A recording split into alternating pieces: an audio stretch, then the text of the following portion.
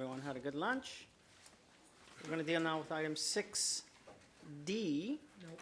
Nope. We're gonna do Randy's report. Are we going to? I figured we'd do Michael's and then see where we're at, but it doesn't Oh, matter. sure, whatever, I'm fine, as long as he gets done so we can leave. Yeah. Okay, so 6D, legal services update. Going to be receiving, Michael, you're up.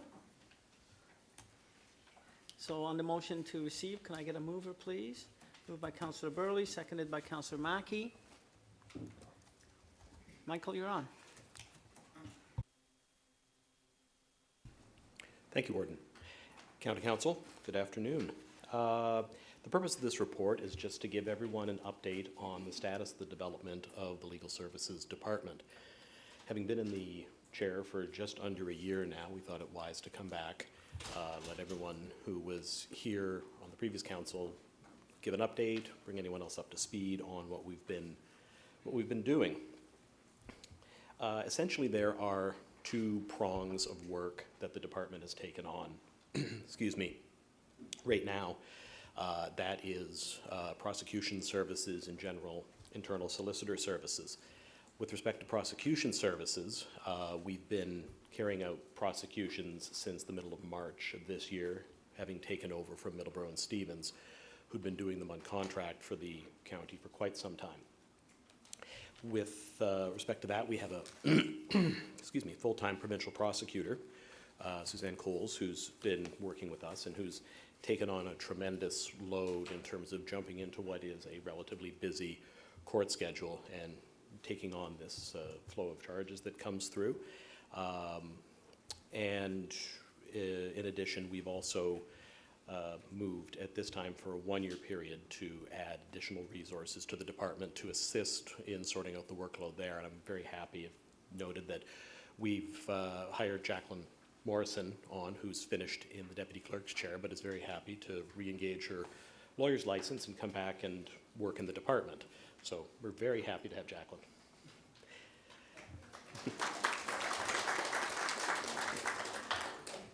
She'll be splitting her time roughly 50-50, working on the prosecution side and then on the solicitor side with me, plus just helping with the general administration of the department.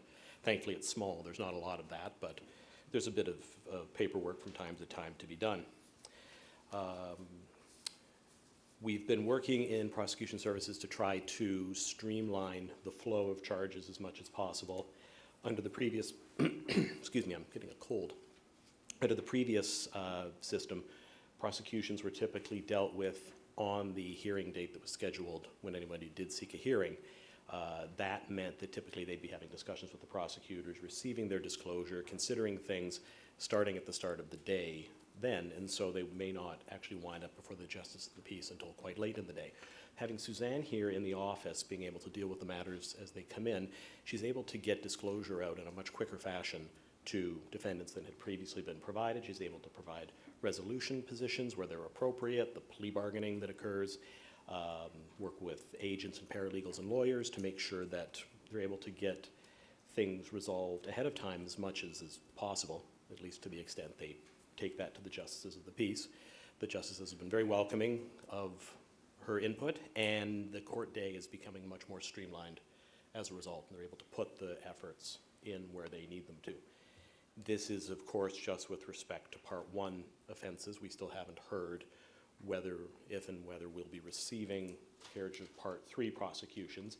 If we do, we'll need to look at trying to provide the right resources to cover those, and that'll be a matter to look at down the line. We're in the dark still on that. With respect to the solicitor services, legal advisory services, that's primarily been covered by me. I'll have Jacqueline's assistance now on some matters, which is good. Been since the start of September, as of the start of September, had a total of 120 consultation files opened under me, basically, and that's anything from a quick little question about what's going on to a large ongoing rolling matter. So this is, I think, a sign that we're able to deal with some matters that had previously been going outside. They're now coming in. We're also able to provide advice, small inquiries that gives everyone the sense of what the law is in any area without having to take the time and expense of engaging outside counsel. And then with respect to outside counsel, we're going to be moving to implement an outside counsel management program. The initial step of it is going to be starting to work with departments that are using outside counsel still and monitoring the flow of the work that's done, the bills that are received, establish are we getting value for the money that's received, help them identify best practices in working with outside counsel, and try to make sure that we're putting the money where we're getting the most effective results from it. That, in a nutshell, is what we've been able to do in the last year, and I'm hoping sometime from now we'll have more good results to be able to relay to you.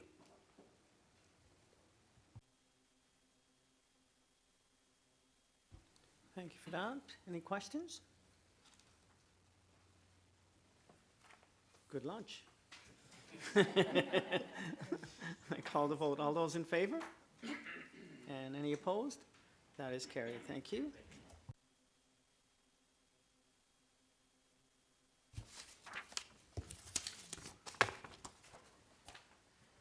Okay.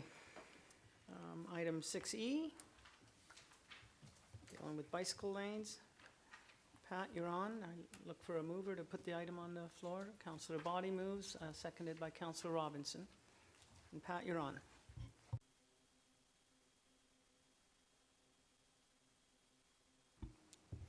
I think it's fairly straightforward. As many of you remember, last year we brought forward a report because of the new Ontario maintenance standards that specified winter maintenance standards for bike lanes. And we never felt that was totally achievable because of the snow in this area. So we're closing them for the winter. We closed them last winter, but probably an oversight on my part.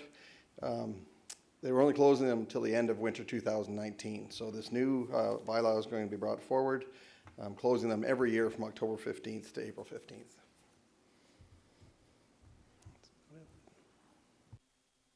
Questions? Councillor McQueen. Thank you, Mr. Warden. I didn't think we had any bicycle lanes. They're only paved shoulders. I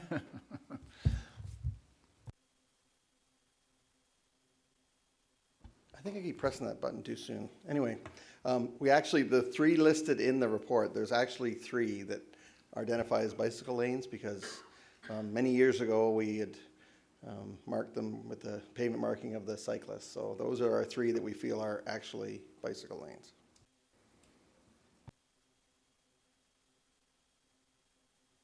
So I do see people wrapped up pretty tight and out cycling in the wintertime. So, I mean, technically it's closed and they're not open, but if somebody still decides to use the bicycle on any of our roads, it's at their own apparel. For insurance purposes, by closing this protects us from the liability part, right? So, but they can still be out there if they wish. So.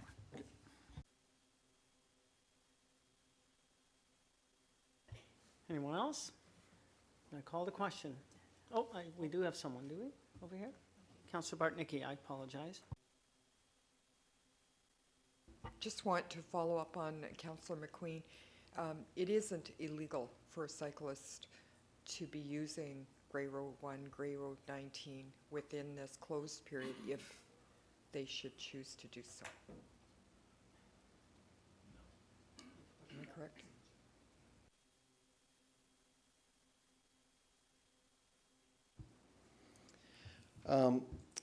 To me, it is the same with us as using a closed road.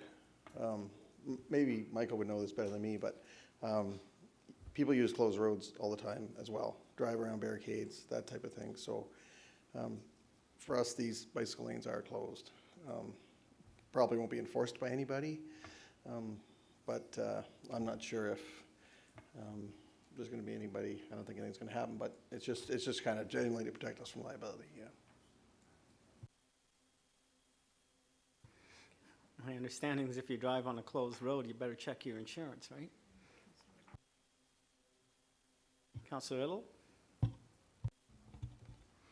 So just to follow up that, thank you, Mr. Warden, just to follow up on that, if the bicycle lanes are closed, can a cyclist then cycle on the road?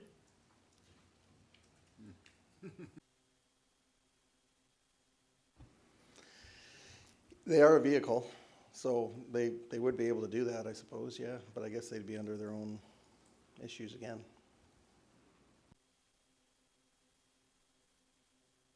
Okay, I don't see any other questions, so I'm going to call the question. All those in favor? Any opposed? That is carried. Thank you. Yeah. Scott's on deck.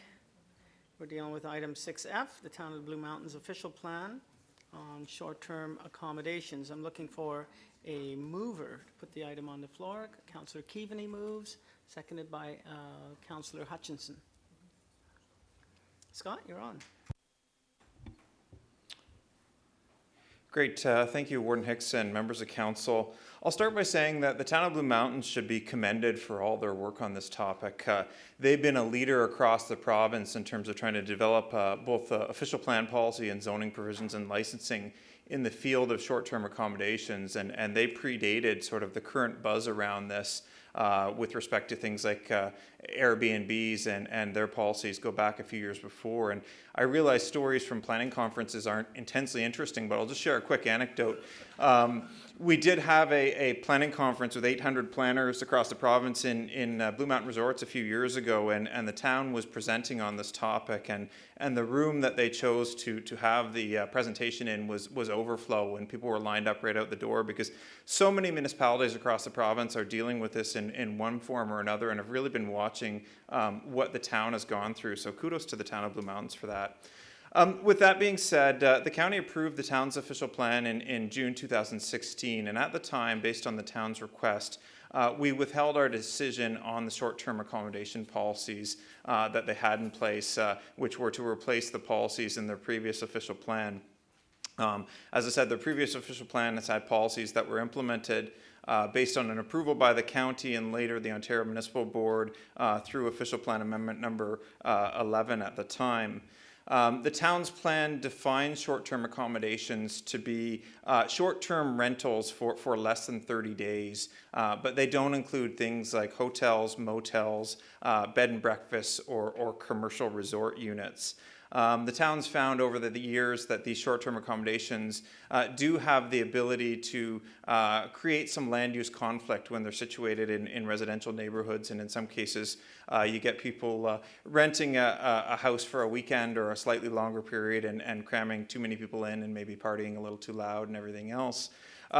Which is why the town chose to start regulating these uses. And so under the town's current official plan prior to these policies, they are considered to be a commercial use. They are required to undergo site plan control, and they're required to be licensed under the town's licensing bylaw. And in that sense, the town has a little bit more control over who rents these units and where they can be permitted.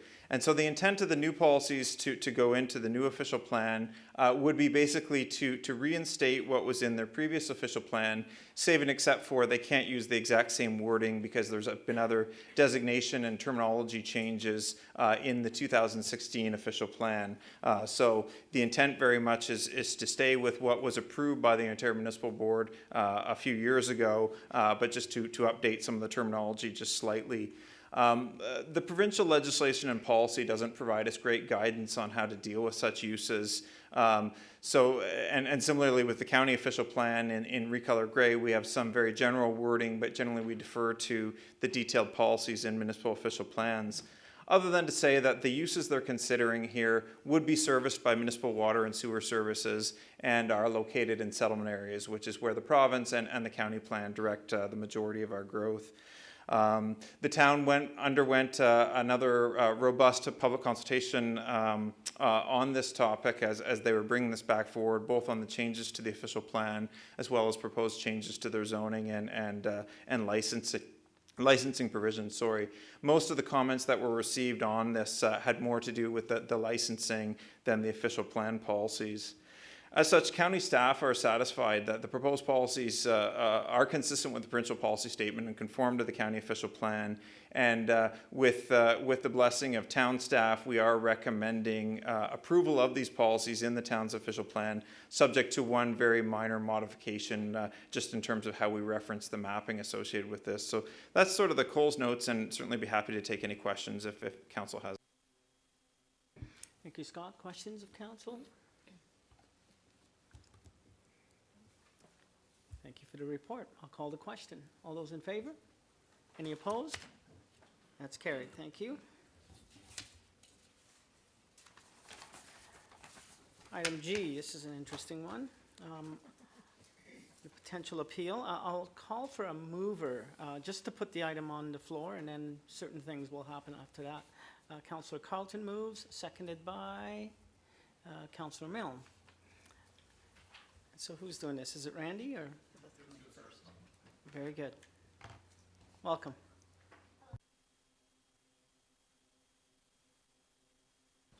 Sorry. Hello, everyone. Thank you for having me. I'm just going to speak to a little bit about the application itself. So this is consent application B25 2019 in Artemisia, Grey Highlands. This consent application was in rural lands.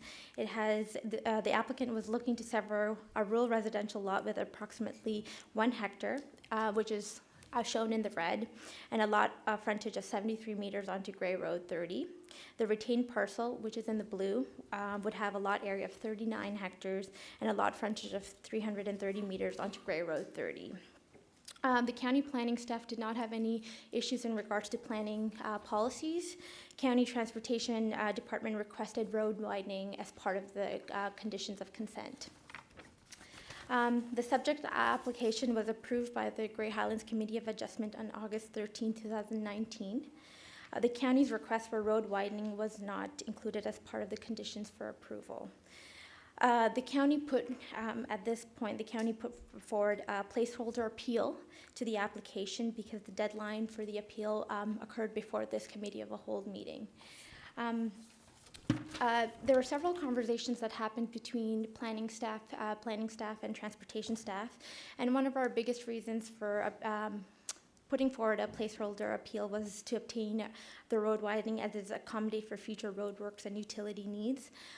Utilities require space within the right-of-way continues to expand, and there's numerous requests for installation for trunk mains, fiber optic cable, hydro installations, and specialty power projects such as solar farms. So essentially, if the property had not been acquired through the planning applications or the consent process, it's more expensive to purchase this property after the fact. We determined that it's more cost effective and more efficient to acquire the property or the road widening as part of the consent application versus having to acquire it later. So that was one of the main justifications for putting through this placeholder appeal. This county staff had recommended through our report that the consent application be appealed on the basis that it does not conform with the county official plan and does not conform with the county sale and acquisition of land policy procedure. On September 10th, the Grey Highlands Committee of Adjustment met again, and they included the road widening as part of the conditions. As of today, this issue has been dealt with, and we are withdrawing our appeal as the road widening has been included as part of the conditions. I can speak to anything in regards to the application itself, and Randy and Pat can speak to anything in regards to county corporate policies regarding the land acquisition, if anybody has any questions. You've mentioned that the item is now resolved, and if it's resolved, then I'm supposing that we are going to be withdrawing the request. So I would ask for the mover of this motion, if you wouldn't mind, making a further motion that the request for the appeal be withdrawn. Would you be willing to do that? And I'll need a seconder for that motion, seconded by Councillor Klumpus. And now we can have discussion. Is there any? Councillor McQueen?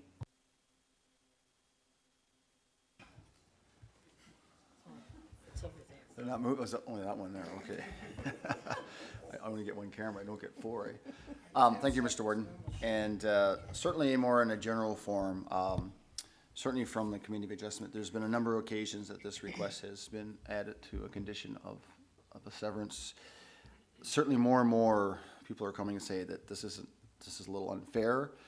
Certainly the part of having to offer it up, but our policy, I understand through the County Grey, is if we need road widening, we have a formula in place that we buy the land. So what happens is when people are faced with this condition, not only do they give up the land, but they got to pay for the survey and registering also. So it is a bit of, some of them sometimes can be in a very costly and cumbersome put on what they're doing. So I'm going to leave it at that. I just like to say that can we at some time review this policy? Because I know this policy was put in place, I think, about 2011. At one time, it was only on the severed, not the retained, and then it got changed that it included both severed and retained. And also, there was a separate policy that also it may need to be reviewed too. So when we're making acquisitions of land, there's a formula based on so much per square foot, because usually it's a piece of land that is calculated by a foot. But I know there was two different prices because the Blue Mountains had higher cost than the rest. So that probably needs upgraded or updated also. So I guess the thing is from the part of people are saying more and more that, and from the community of adjustments point is they sort of take in the consideration of the applicant also. So in this circumstance, certainly the applicant said, yeah, and then I think whatever reason they came back and then they asked for amendment, it was added. The committee of adjustment amended that request, and then it is where we are today. So.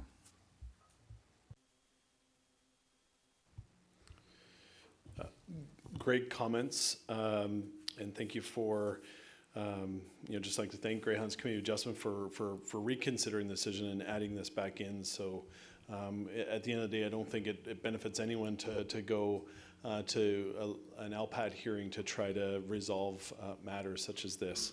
I think, as Councillor McQueen indicated or asked a question whether or not this policy can be reviewed. Speaking with staff, they are reviewing that policy as we speak.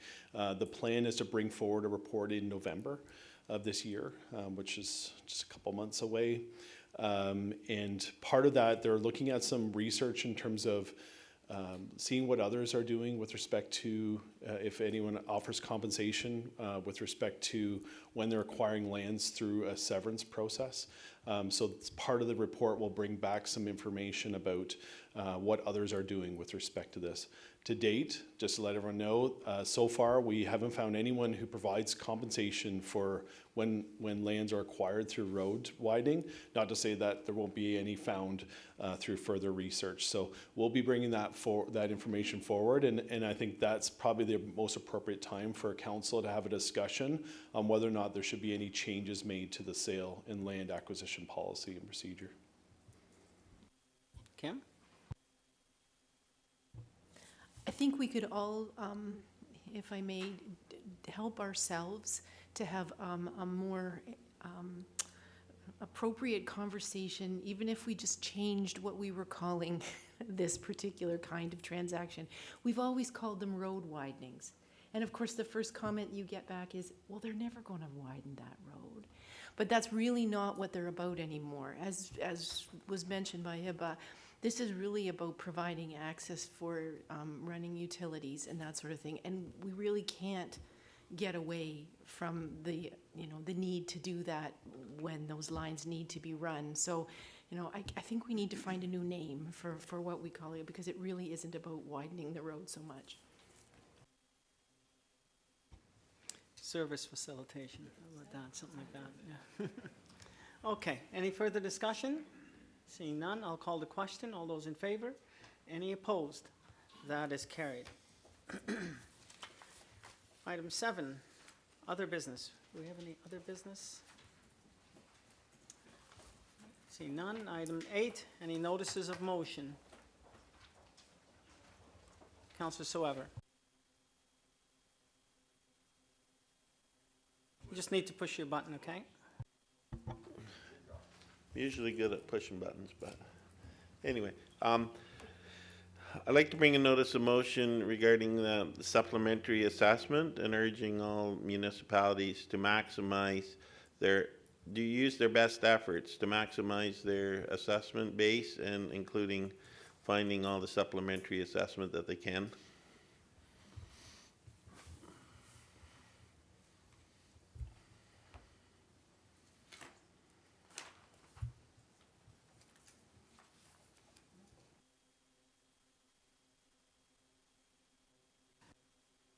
I'm hearing that the county council can't direct the lower tiers, but I think the intention of your motion is to encourage, yeah. Okay, is there any other notices of motion? Councillor McQueen.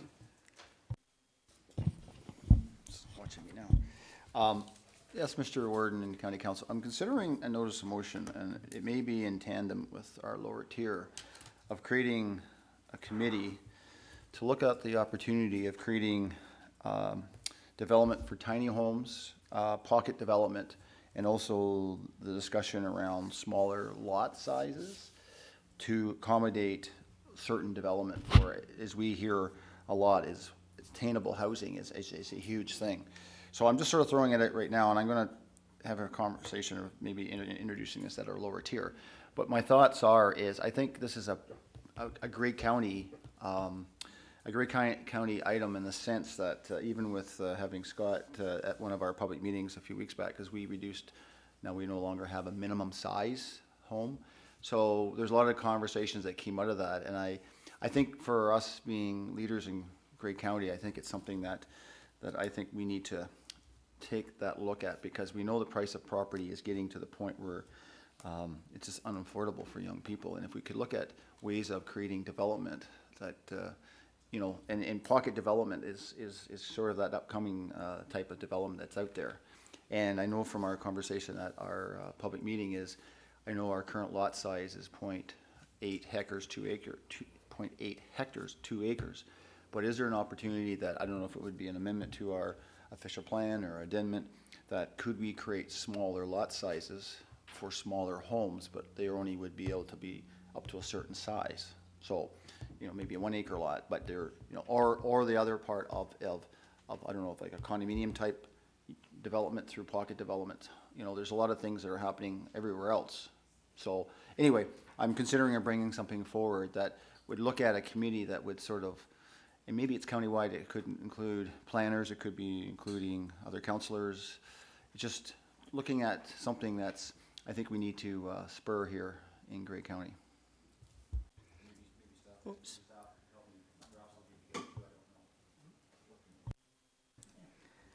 Sorry, I think I cut you off accidentally. My apologies. Just listening, though, Councillor McQueen, I hear that the intention of the motion. I'm just wondering if it's best that you bring a motion, or maybe that we ask, the motion requests staff bring a report, which might make certain recommendations, including the subject of the motion that you mentioned, the creation of a committee. I just think maybe staff could give some pre-thought to all of these things. I think we get the theme. You're trying to encourage attainable housing. And are there things that we could be doing to encourage that? So maybe your motion would be by way of asking staff to bring a report? Sounds like a plan. Very good. Any?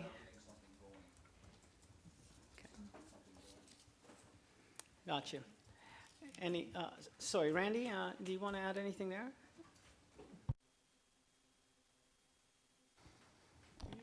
Nothing further to add other than, you know, obviously through things like the community improvement plan that we're hoping to work with local municipalities on, and Grey Highlands has already adopted their CIP, which is also includes some incentives for affordable and attainable housing, which is fantastic. Councilor McGreen also mentioned, you know, a number of municipalities have already removed minimum size provisions in their zoning bylaw. That's a big one. That to us will help encourage or at least not be the barrier when it comes to looking at smaller homes than what we've maybe seen in the past. There's obviously other incentives that we can look at, including identifying surplus lands. So that's something that I think is part of the next steps, especially when we get the CIPs in place with the local municipalities. We can start offering up these incentives, such as surplus land, so we can maybe throw out an RFP, similar to what we did in Durham for the affordable housing units there. Maybe we can put an RFP out on a smaller home development, and looking for a developer to develop a certain type of development that we would like to see happen. So there's definitely lots of opportunities. We think the first part is getting those CIPs in place, because then we can start having conversations with developers and offer up lands that may be surplus to the municipality or surplus to the county that we cannot really offer without that CIP in place. So that's something that we'd be more than happy to provide some further information on some other examples of what others are doing. But one of the key things that we think is going to help with the affordable attainable housing is that CIP, and working with those local municipalities to get that in place. We think is one of the next steps. It allows us to offer reductions in application fees, development charges, and other things that we think will go a long way to attract the development that we're looking for. Okay, so I'm not looking to have the debate now. Just one second. I just wanted to have your input with respect to, does he bring a motion, or are we really looking at some sort of a staff report coming back, which would remove the necessity for him bringing a motion? I'd be more looking to Madam Clerk in terms of whether or not a notice of motion makes sense. If that's where we want to have staff bring forward a report, we're more than happy to do that if that's council's wish. I'm hearing from the clerk that perhaps the notice of motion, Councillor McQueen, would direct that the staff bring a report back. Go ahead. There's two other things. We have a new provincial policy looking for comments. So I think there's an opportunity there by the end of October to, really tailor some ideas toward that provincial policy that changes that direction. And also, is there a possibility through the provincial government that we could have a test pilot spot, or maybe the provincial government would also look at an opportunity to sort of partner with us in trying to create some opportunities there too. And, so it's outside the box, Mr. Warden. I think that's what we need to be. It's outside that box and creating. And just lastly, I know talking to Shirley at lunchtime, you were at an event this morning where our local employers are having a hard time finding staff. So we need to also create opportunities for young people, or whatever there are, to have housing in order, if we need people to work here, we've got to create housing. And if this is another opportunity, because I think it's a little tough for developers to come in and create part of it, because we've got to create the tools for those people to develop it. And I think we've got to create that opportunity that if it's smaller scale, it still has an opportunity that people can do it, but there has to be